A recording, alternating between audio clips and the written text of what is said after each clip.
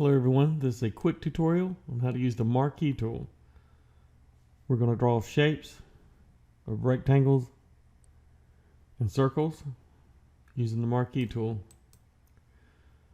Underneath the second tool on the left is rectangular Marque tool, elliptical Marque, single row and single column.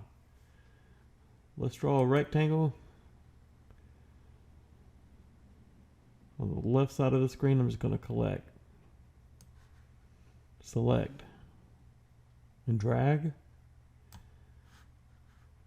Select paintbrush, color this rectangle blue.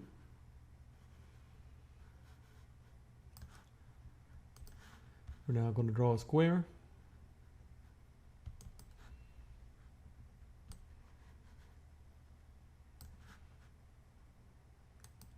For demonstration purposes, I'm painting it red. On the left side at the toolbar, we're going to select the elliptical. I'm going to draw a circle, then color the circle yellow.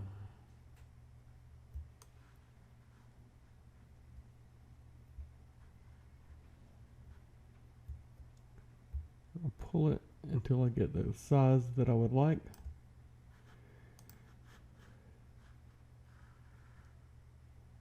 On the left side, I'm going to go to